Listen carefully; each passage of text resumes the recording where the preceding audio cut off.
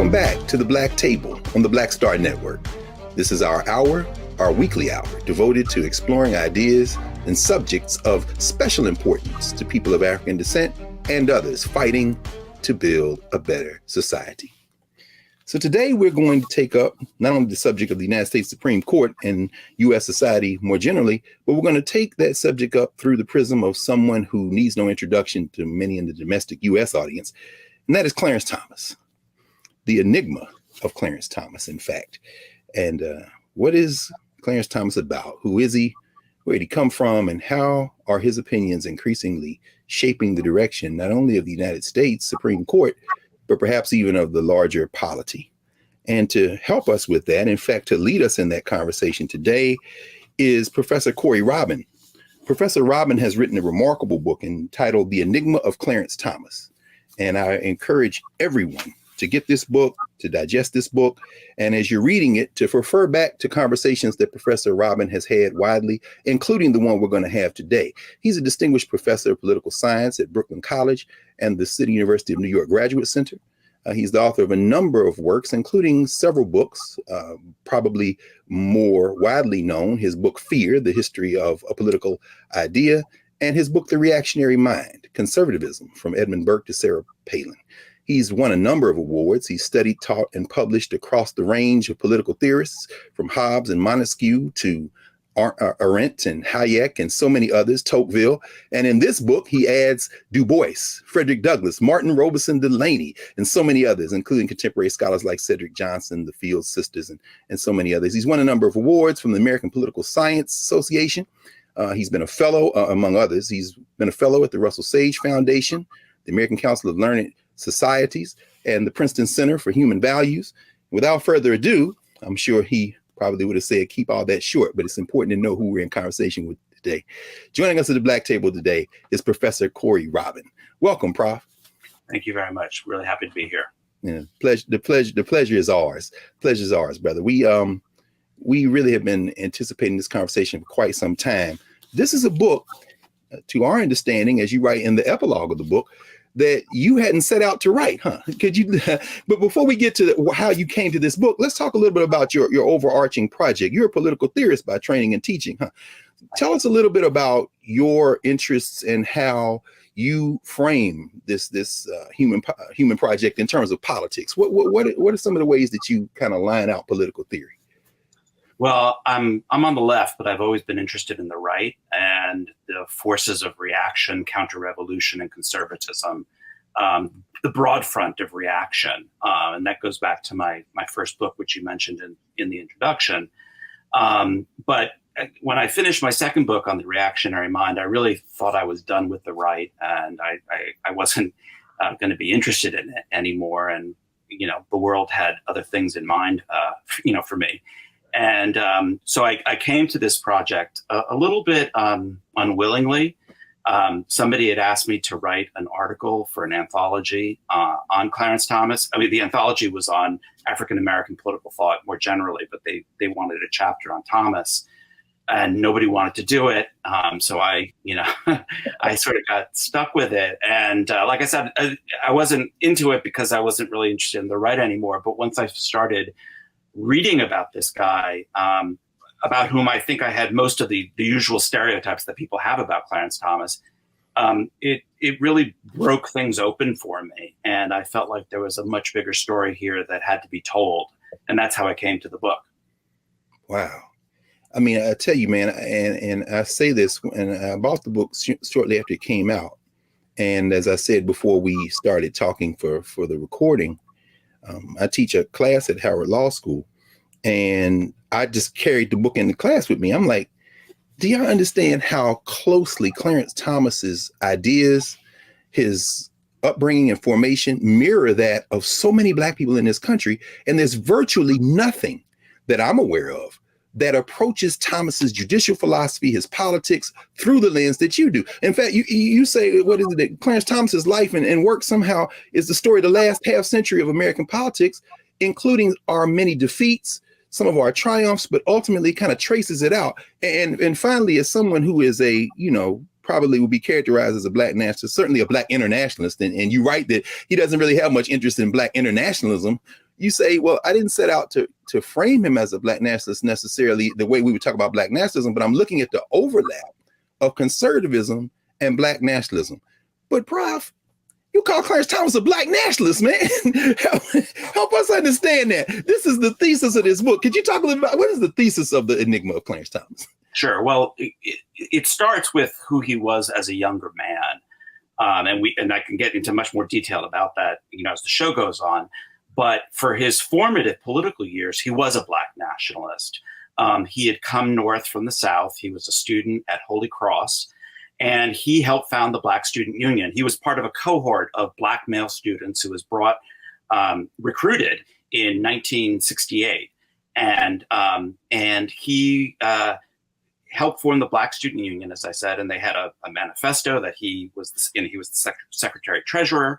And if you look at the principles of that manifesto and the principles by which these guys acted, and they were guys because it was still an all-male college, they were very much in concert with a lot of the Black nationalist tenets of the late 1960s and the early 1970s.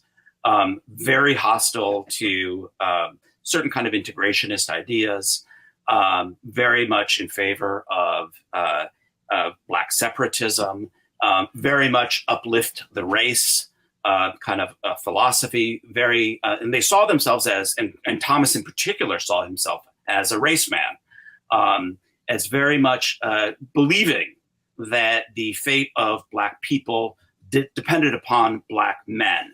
And so, one of his formative influences was Malcolm X.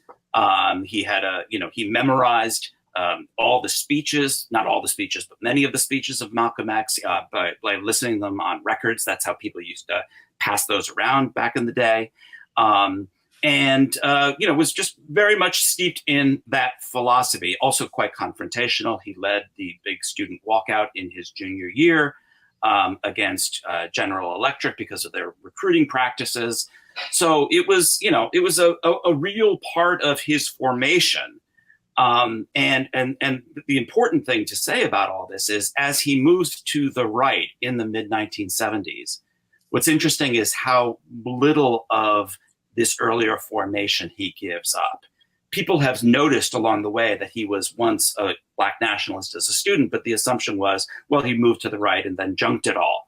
And what I found, that's what makes this a story, is how little of that he gave up. And so that's the real thesis of the story is this marriage, as you say, between kind of Black conservatism and Black nationalism. And thank you, Prof. And particularly for our younger folks and our students out there, including law students, law professors, and others, you are building your analysis with a methodology that had you engage the entire arc of his judicial opinions, huh? I mean, what'd you say, by 2018, he's over 700. You and your assistants, y'all actually went through all of his stuff? Yeah, and I should say these opinions are long. They are not short. He's known for writing sometimes 100, 200-page long opinions. And what's fascinating about him is how steep they are in Black history. Not all of them, obviously, but quite many of the significant ones. And steeped in Du Bois and steeped in Frederick Douglass, steeped in the historiography of Black history, the story of Reconstruction. He cites extensively from Herbert Aptheker, who was a white historian, but a member of the Communist Party, the pioneering historian of slave rebellions. So it is not just, little things he dabbles on here and there. It really drives a lot of the jurisprudence, and it's all there on paper for people to read.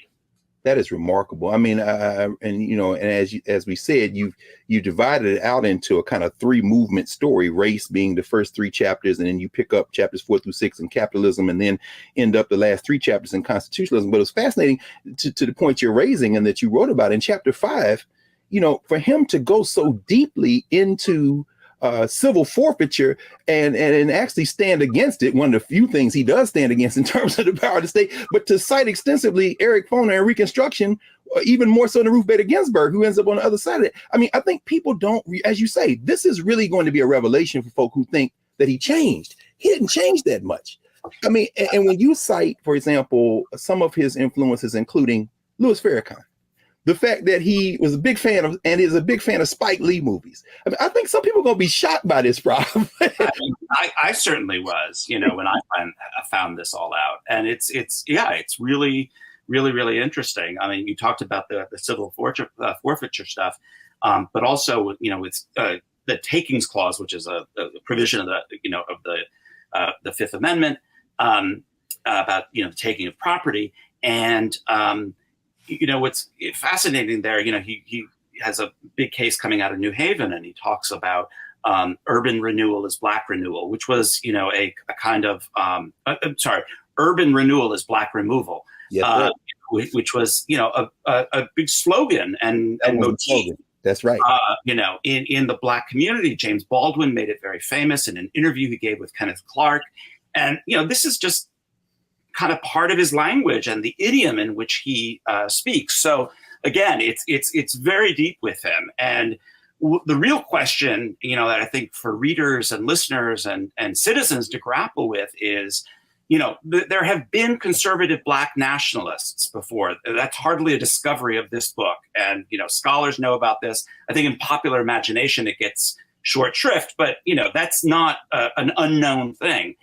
We have not had a conservative black nationalist Supreme Court justice before. That's right. And that's the story that I think we really have to come to terms with, because I think it alters our understanding of the Constitution.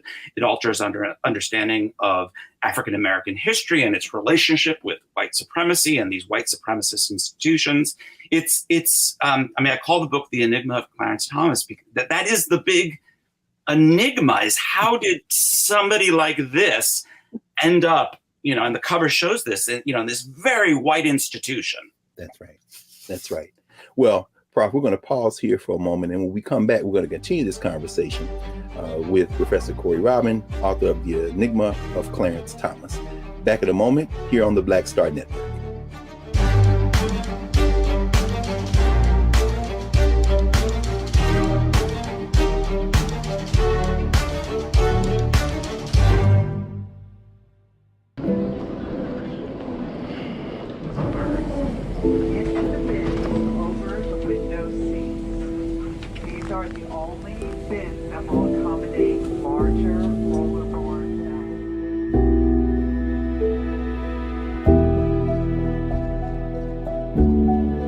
Put 10 in here? 10, and you don't come out till you die. And you eat him, he hoops in.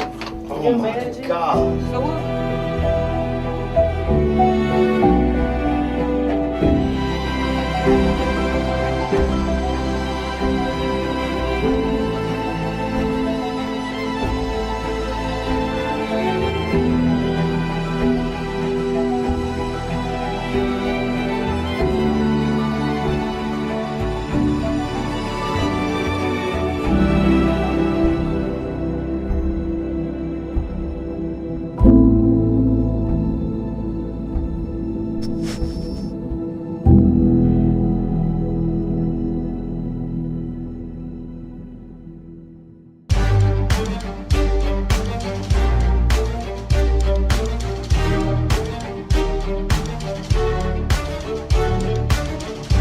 Welcome back to the Black Table here on the Black Star Network. I'm your host, Greg Carr, joined today by Professor Corey Robin, the author of The Enigma of Clarence Thomas.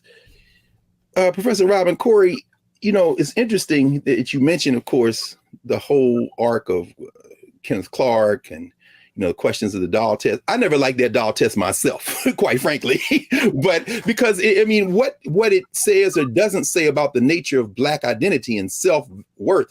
You explore Clarence Thomas's formative years and his early professional arc, and you trace out the theme of stigma. Yeah. You trace out this theme of self-respect. I mean, how much of that thinking and that upbringing goes into his judicial philosophy in your mind? I think it's really important. I mean, I think it's both the terror and the power of his ideas of race, and also, frankly, the limitations of his idea of race and racism, because it is very much focused on stigma. That is, from a very early age. I mean, and it actually starts within the Black community. Yes.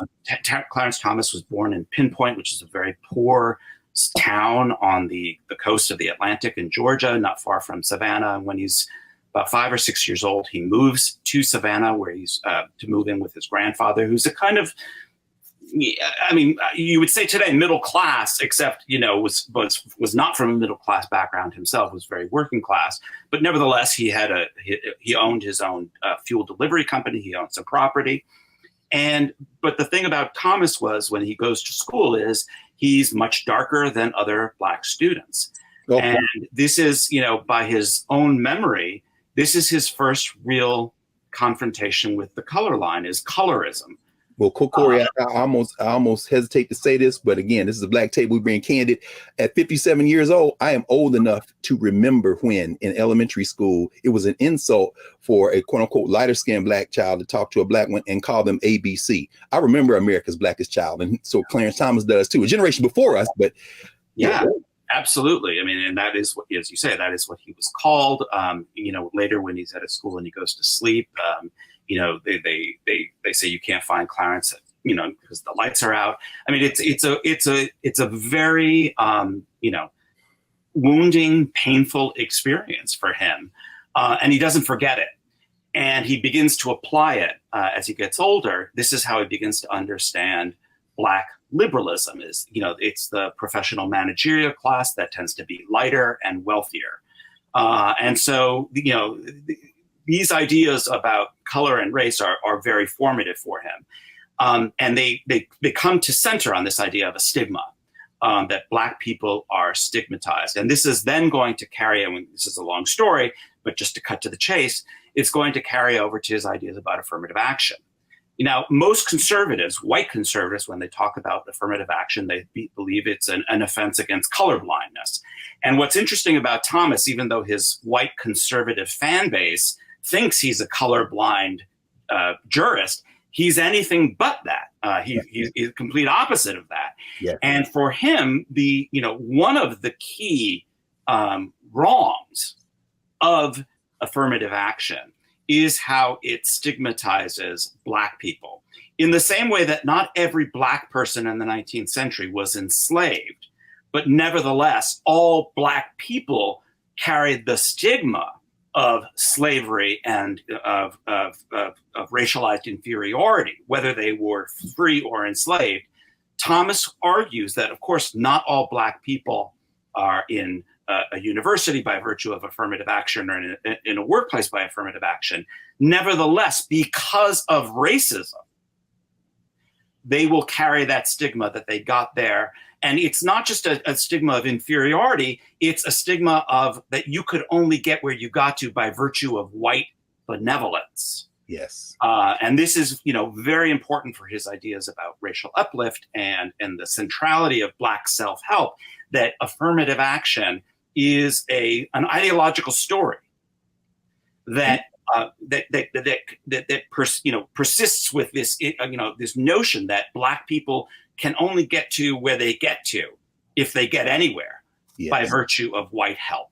Yes, and of course, as you say, on the other side, dignity is so important to him, not just individually but collectively. Although that collective sense of dignity doesn't translate into collective political action, as you line out in terms of voting rights, which is fascinating. And you get into that second movement when you start dealing with capitalism. In fact, let's walk across that bridge a little bit. It was interesting that you line out an opinion where he compares the set aside, the affirmative action kind of concept in the U.S.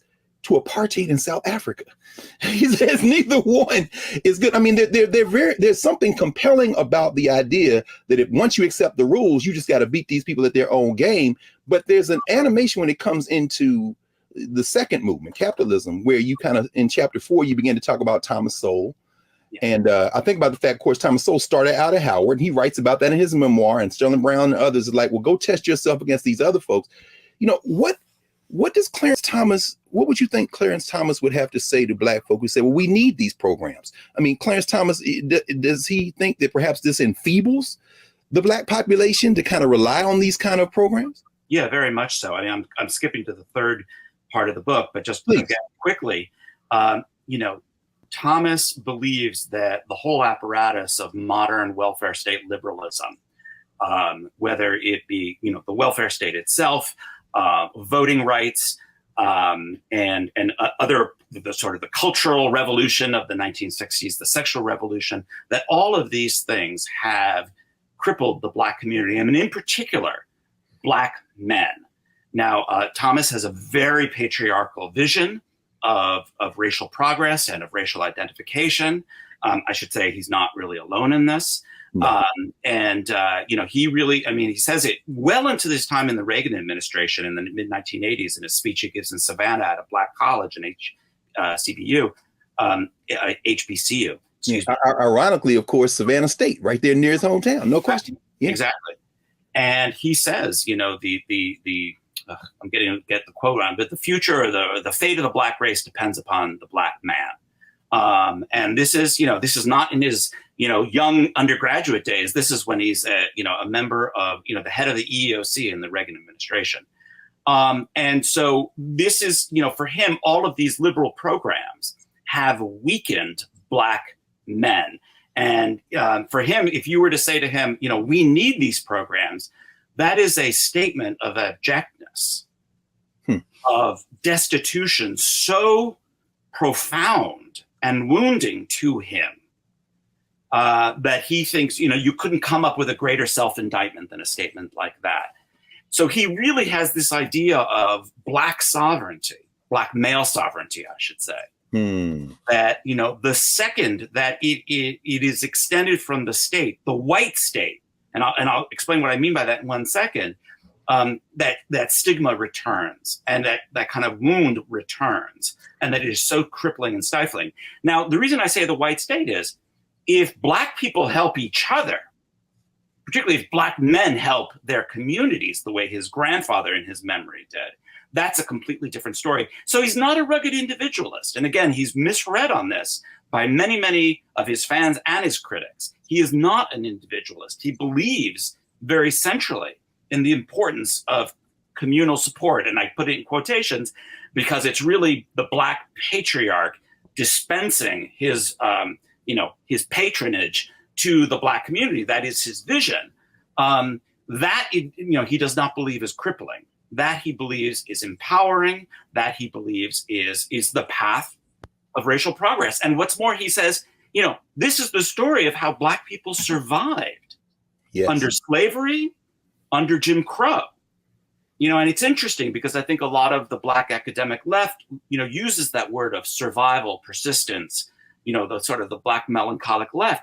This is the language of Clarence Thomas as well. Indeed. This is not, an empowered freedom movement, that's, in that sense. It is about the persistence of a subjugated, despised minority in the face of, of everything saying you couldn't survive.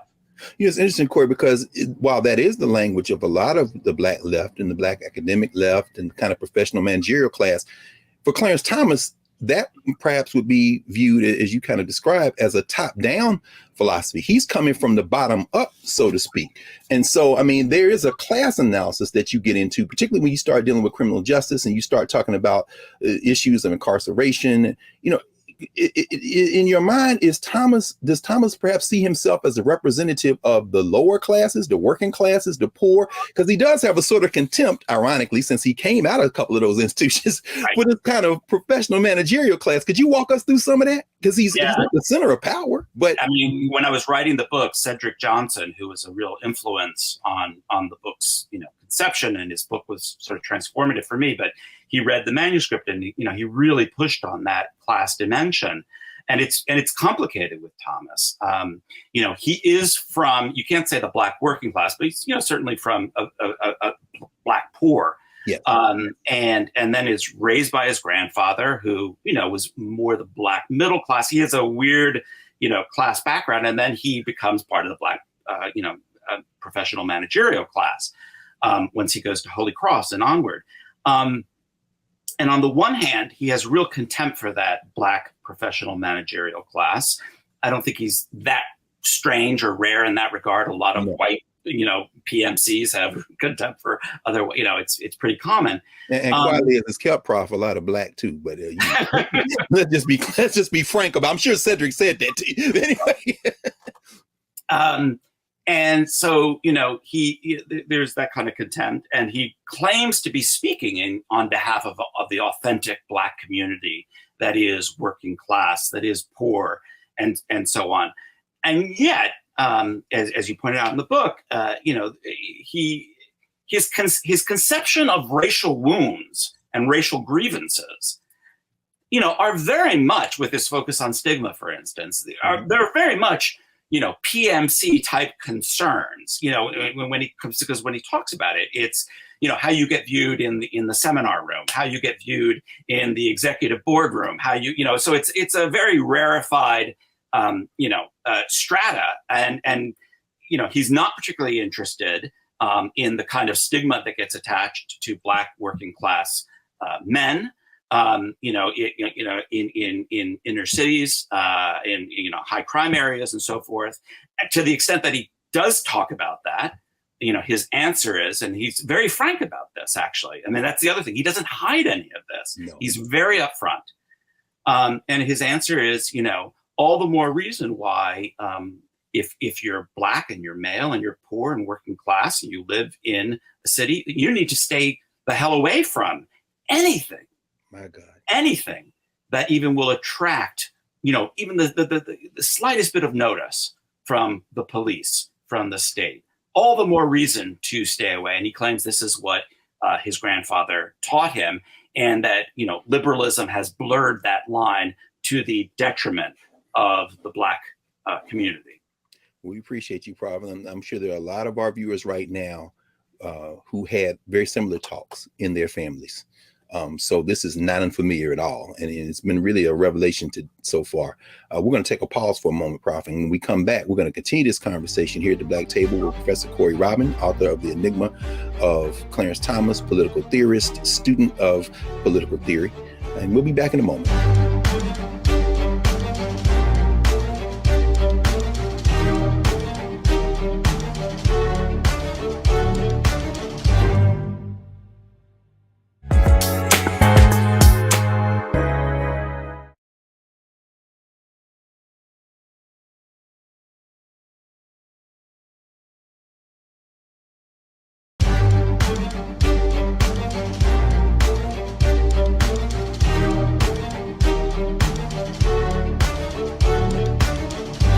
Welcome back to the Black Table here on the Black Star Network. I'm your host, Greg Carr, with Professor Corey Robin.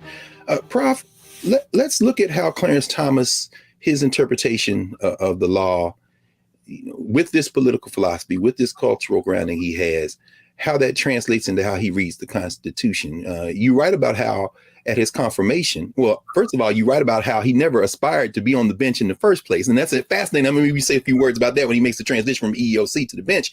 But at his confirmations, people might think that he would be an originalist. But in fact, he talks about the Constitution being a living document. And people have accused him of being a kind of doctrinaire when it comes to natural law. But you write, when you go through his opinions, that is in fact not the case. And so if he sees Black people as being able to pull ourselves up by our bootstraps, so to speak, why doesn't that translate, for example, in his assessment of voting rights and Constitution protections? Why doesn't that translate into a philosophy of collective Black political action? Why is he so hard on Black folk when race seems to be a factor in enhancing Black political power instead of the opposite? Any of those things. Sorry, what's that? No. Go right ahead. I'm sorry. Yeah. So, I mean, this is, in a lot of ways, I think you get into the real kind of darkness of his worldview. And it's a very conservative one in this regard, which is that the more adversity, the harder things are, the more heroic the efforts that will be launched in response to that. It's a very masculinist view. Yes. It's a very, in some ways, it's a kind of very Catholic view. He quotes from Thomas Aquinas, to justify these kinds of views. But he's not shy about this. And so for him, the thing about voting rights I mean, there's a lot of things he has a critique of voting rights, but is that, again, it all depends. Well, it all depends upon white beneficence. This is a country in which there is a white majority and black people are in the minority. And in fact, he gives this very famous interview to Juan Williams in the 1980s. Juan Williams, back then when he was at the Atlantic. And he says, let's assume that you could parcel out political power to every group by percentages, group rights kind of a point of view. Mm-hmm. He says, who's going to come out on top and who's going to come out on the bottom? White people are always on top. Black people will always be at the bottom. And the more you depend upon white actors, white benevolence to secure your status. And he says, let's be clear, that's what a lot of these, voting rights, gerrymandered decisions are all about. That's why he compares it to racial apartheid, is that these are all under the control of white political actors. And that which is given to you and which you depend on as a gift can and will be taken away. Corey, that sounds remarkably close to, not the same as, but it certainly overlaps with somebody who you say Clarence Thomas actually gives favorable reviews to, and that's Derek Bell. Yeah. Yeah. I mean, in 1987, 88, he reviews one of Bell's books in the Wall Street Journal, and it's a remarkably sympathetic view. It's also very, similar to what Marcus Garvey said about the vote. Absolutely.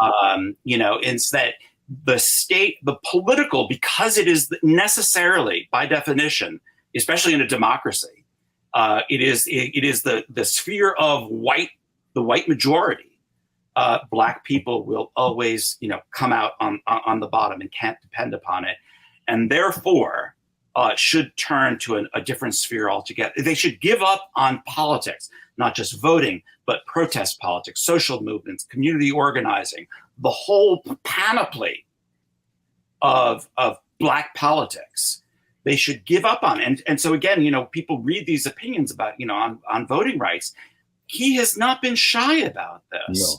No. And one of the frustrations I have is that, people think that Clarence Thomas, if he says anything that sounds Black nationalist or he quotes Malcolm X, he's somehow lying. This is a guy who's willing to say some of the most horrific things. Yeah. He's not shy about it at all. So why would he want to dress it up in any way? It doesn't really, add up. But he's just, like I said, very, very forthright on the question about voting rights and about politics.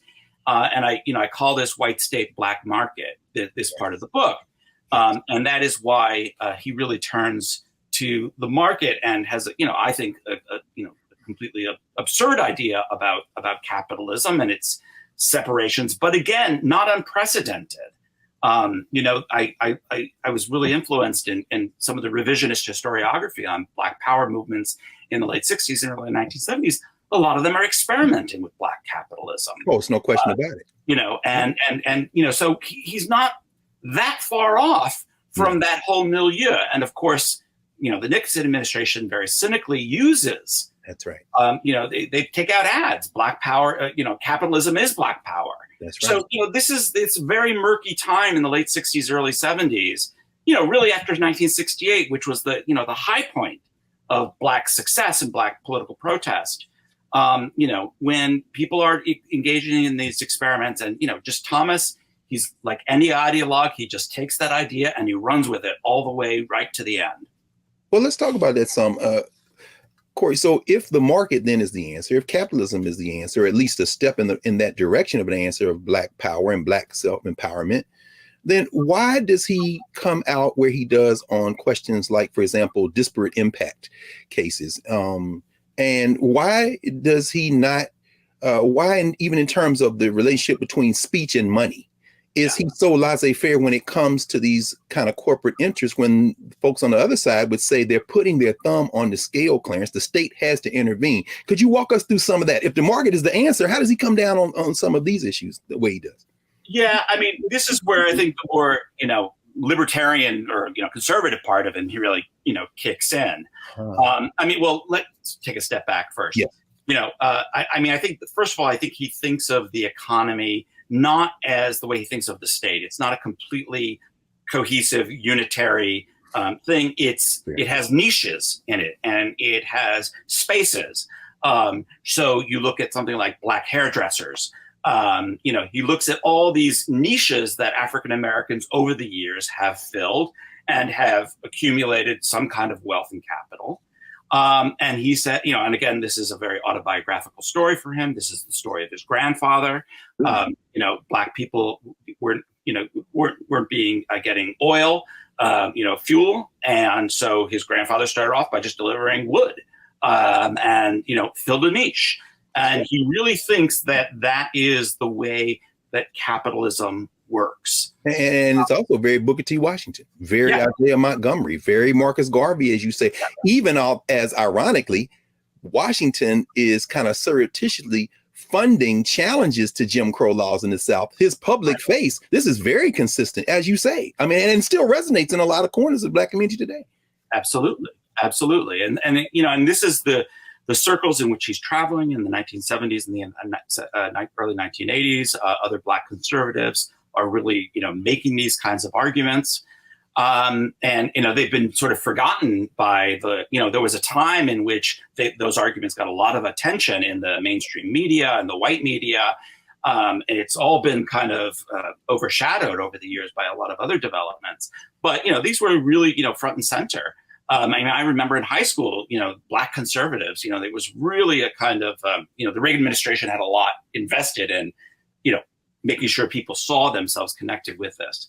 And ironically, in Black nationalist communities at that same time, whether it be Floyd McKissick and those guys in North Carolina with Soul City, we talked with Adolph Reed a few weeks ago about that, whether it be the Black nationalists, whether it be Ocean Hill, Brownsville, and Brooklyn in the East, the African-centered education movement, it wasn't just the Black conservatives who politically were seen as being aligned with Reagan and Meese and the big meeting they had in 1980, what was it, Claremont somewhere? No, it was also the Pan-Africanists and the Black nationalists. So it gets real messy. This is why your book is so important. Well, James Foreman's book, James Foreman Jr., Locking Up Our Own, really goes into this as well on criminal justice issues. And, he says it's not just that African Americans in Washington, D.C., are really pushing for some tough on crime stuff. Many of the most vocal, voices on behalf of that are, as you say, kind of Black nationalist, Pan-Africanist voices. So this is a whole milieu that sees, the function of the state. And Thomas, I should say on that particular issue is even more out there than a lot of other Black conservatives. They're supporting things like enterprise zones. Remember that was the big thing in the 80s. Absolutely. And he says, the first thing you got to deal with is crime. You cannot have a Black entrepreneurial class. You can't, have a Black market, as it were. Unless you've got crime under control. And if you look at some of his crime decisions, what's fascinating about them on the court, who are the victims of those decisions? It's oftentimes Black participants in the market, women, grandmothers who can't go to the corner store because there are gangs on the street, home sales that are not happening in the Black community because crime rates are high. He's got a very clear sense of the connection between harsh criminal justice, the penal state, and the Black market.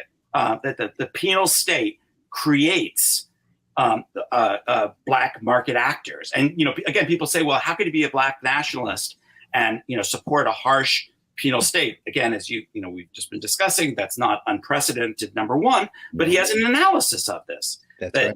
This is how you create particularly Black male market actors. People who are going to be entrepreneurs, who are going to, create wealth in their communities, but they can't do it without that punishing hand, that harsh, punitive hand. And in a way, if you were to say to him that state is racist, I think in his, bleakest, most honest moments, what he would say is the more racist, the better. Wow. That almost sounds like Lenin, man. In other words, you got to heighten the contradictions until this. I said he's an ideologue. He takes an idea and carries it all the way through.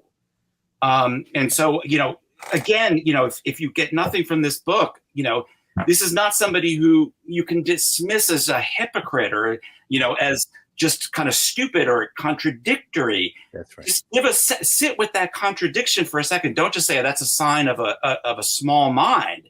Ask yourself in good left radical fashion, what does the contradiction reveal? How is it that one can make sense, a unity of that?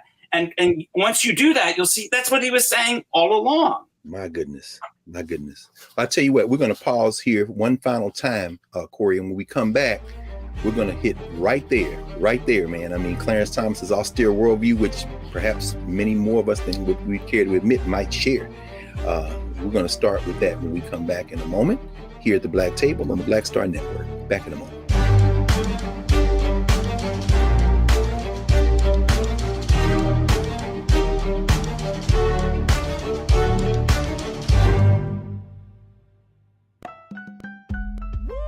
We're all impacted by the culture, whether we know it or not. From politics to music and entertainment, it's a huge part of our lives, and we're going to talk about it every day right here on The Culture with me, Faraji Muhammad, only on the Black Star Network.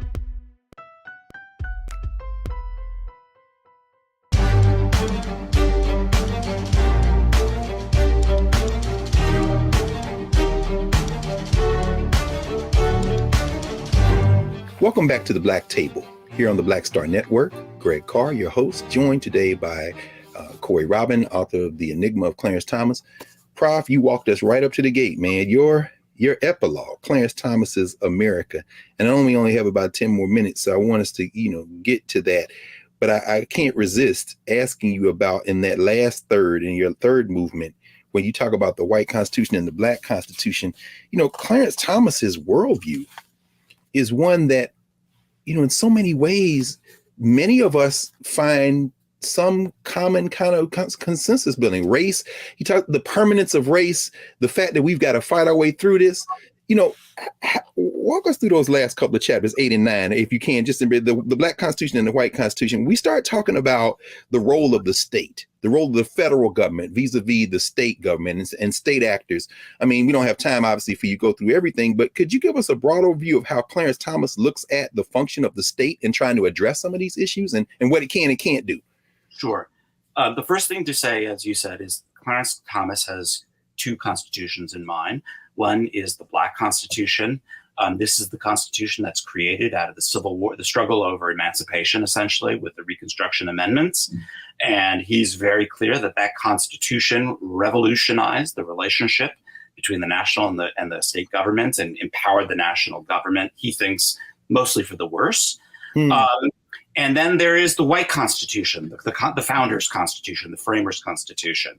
And people oftentimes say, how could somebody who's a Black nationalist believe in that original Constitution? Well, remember what his originating philosophy is.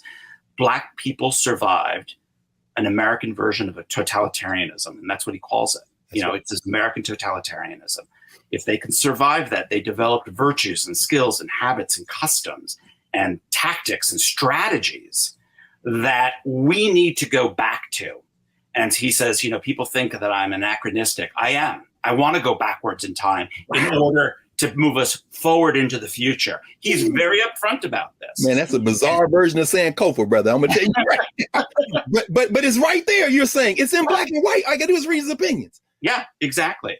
And so he embraces the kind of constitutional transformations that we're seeing today. There's a whole other story about rights there that we probably don't have to get in time to get into, but he really wants a kind of punitive state that will recreate the adversity, the hardship, the subjugation that Black people once experienced, not because he is a sadist and not because he is just having a lark, but because he believes out of that experience will come a kind of new generation of powerful Black men like his grandfather, who will be the salvation of their communities. My goodness. And sorry, go ahead. No. Please finish your thought, please. No, I mean, and so, with that comes the kind of world that we are increasingly seeing today, where, this is a state that is extraordinarily punitive, but simultaneously cannot protect you. certainly if you're Black, increasingly if you're white. I mean, just think about things like COVID and just the general breakdown of the state apparatus, climate change. We are facing these kind of extinction events. And in this world, and I say it's a mix of Mad Max and Do the Right Thing, which, as you said, Spike Lee is a favorite of his. Yes. What do you have? You have strong men with guns. With guns. Well, in fact, it's interesting that one of the cases you cite when he talks about Second Amendment guarantees and protections is about an elderly Black woman. Yeah. That's fascinating, man. I mean, she got to protect herself out here in the hood. These guys are coming. We read very carefully into those footnotes, I can see. Oh, man. Any work that you've done deserves that kind of close reading, man. That's why I'm telling everybody you need to go get this book. But go ahead, please. Yeah, but, it was a case out of San Francisco, actually. It was an elderly Black woman who had a gun. And he talks about this, about the centrality of Black arms in the Black tradition. His Second Amendment, decisions, particularly McDonald versus Chicago, which is about 12 years old now or 11 years old, really goes into how central it was arming Black people during Reconstruction. And he closes that power movement, the Panthers. I mean, we talking about Black militia, Republic of New Africa. Absolutely. Oh, absolutely. I mean, there's a song. Oh God, now I can't remember. It was a song about that not Kathleen Cleaver. No, Elaine Brown, I think, wrote about the centrality of Black men being armed and how central that was to the Black community. And so this is really to the heart of the whole vision. And again, what was once maybe, a vision that was particular to one wing of African-American politics. And again, this is the heart of the book, is now a vision that pervades America.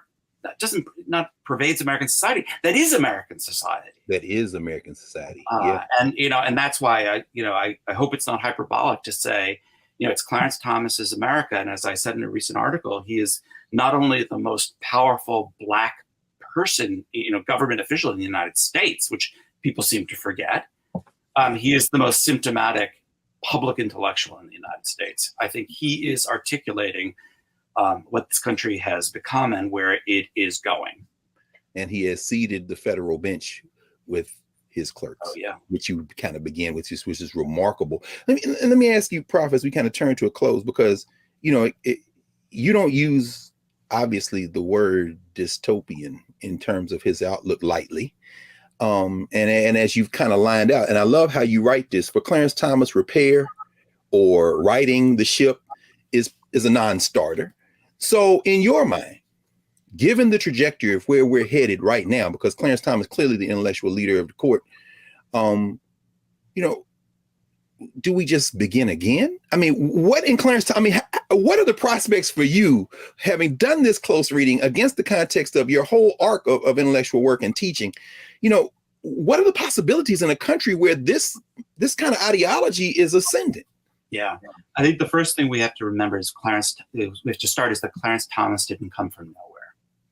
He came from somewhere, not just literally, but metaphorically. And that there is a reason why this point of view has become ascendant. And it's not because Republicans are crazy, and it's not because they're stupid.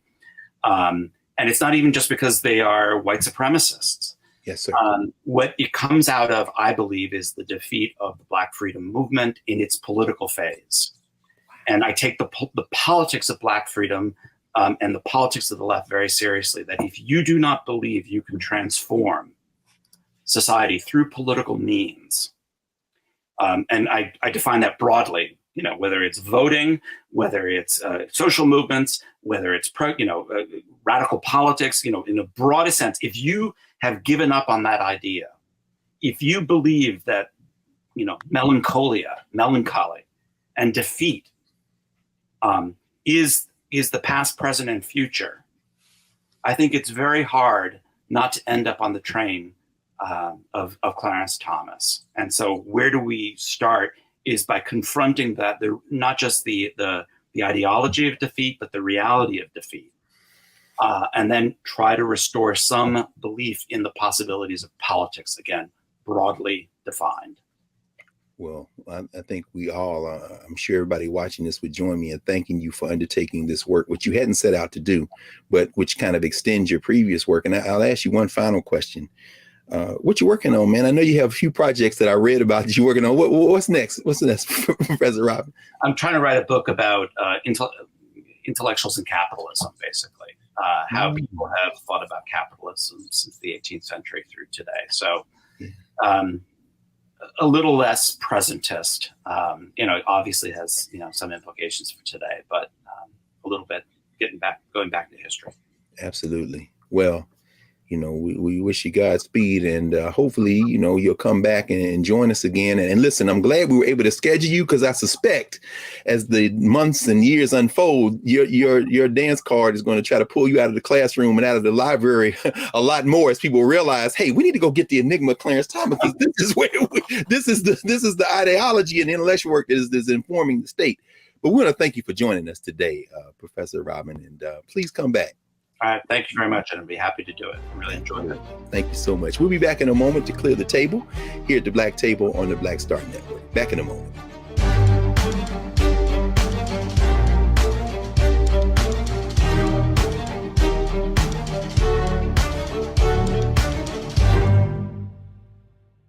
Hi, I'm Dr. Jackie Hood Martin, and I have a question for you. Ever feel as if your life is teetering and the weight and pressure of the world is consistently on your shoulders? Well, let me tell you, living a balanced life isn't easy. Join me each Tuesday on Black Star Network for A Balanced Life with Dr. Jackie.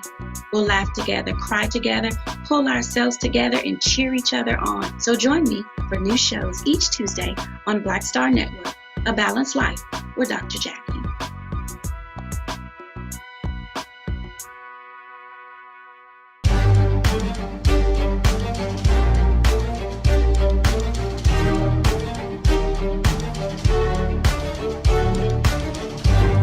In 1950, when Carter Godwin Woodson passed away here in Washington, D.C., at the age of 75, W.E.B. Du Bois wrote his obituary in a small journal called Masses and Mainstream. You heard Professor Robin mention Herbert Aptheker, who you would think would be the last person that Clarence Thomas would cite, the Marxist historian, but that was a journal that Herbert Aptheker actually published in as well. And this is what W.B. Du Bois said about Carter G. Woodson. He said, the life of Carter G. Woodson shows what race prejudice can do to a human soul and what it is powerless to prevent. The whole time we were listening to Professor Corey Robin, that quote from Du Bois echoed through my mind, because the life of Clarence Thomas in some ways shows us what race prejudice can do to a human soul and mind and what it is powerless to prevent. And so as we clear the table today, I'm reminded of the song by Jeffrey Osborne, the LTD, Where Did We Go Wrong? If we got to start again, then perhaps, as Jeffrey Osborne reminds us, it doesn't matter who is right or wrong. Doesn't matter who's to blame. We both have to swallow our pride and make this love strong. If you take love out and put country in, maybe we got a shot. Or maybe Clarence Thomas may be on to something. Either way, we got a front row seat to see what happens next. Join us next week here at the Black Table and support the Black Star Network. We'll see you next week.